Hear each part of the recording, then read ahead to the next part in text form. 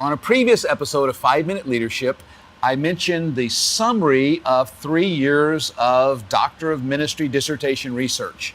And it came down to this: if we want ministries to outlive us, whether that's a church, whether that's a mission organization, a campus ministry, a global movement, then number one, we have to prepare the next generation leaders to lead the organization. We need a leadership pipeline.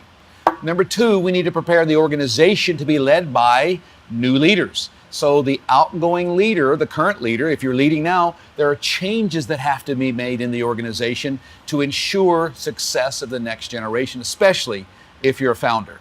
Thirdly, we have to prepare the current leaders or founders for the next phase of life, to be productive and fruitful and do something that is meaningful and that matters for kingdom work. 2 Kings 20 summarizes King David's succession plan and the beginning of the leadership transition from David to Solomon. I want to look now at a scripture that gives Solomon's perspective of that same situation. So we have David saying what he did, and now Solomon from the other side. And sometimes when we have two different generations talking about or writing about the same situation, it seems like they're not even in the same situation. But let's see if David and Solomon were on the same page. So David said he made preparations in order for the provisions to happen for Solomon to be successful. Here's what Solomon says.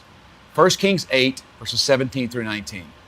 Now it was in the heart of David my father to build a house for the name of the Lord, the God of Israel. But the Lord said to David my father, whereas it was in your heart to build a house for my name, you did well that it was in your heart. Nevertheless, you shall not build the house, but your son, who shall be born to you, shall build the house for my name.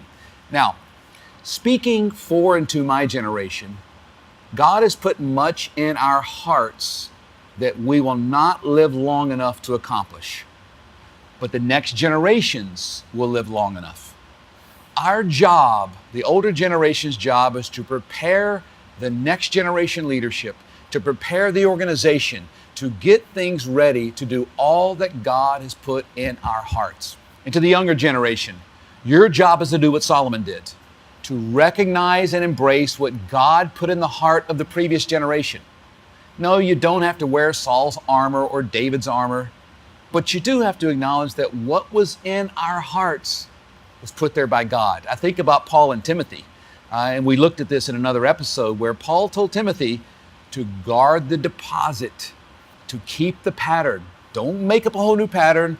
Don't disregard the deposit and kind of go after other things. And so it's not just a David Solomon. It was not just a Paul Timothy. It was also Jesus to his disciples. And in every generational transfer, every succession plan, every leadership transition, it's like that. The call to reach every nation and every campus requires a multi-ethnic, multinational, multi-gender, multi-generational team. I'm honored to be a part of that team. At one time, I was the young generation, and then the middle of it, and coming into a season of the older generation. Wherever you are, whichever side of this age continuum you're on, there's a place for you. There's a role, there's an important role to play in God's great mission to get the gospel to every nation.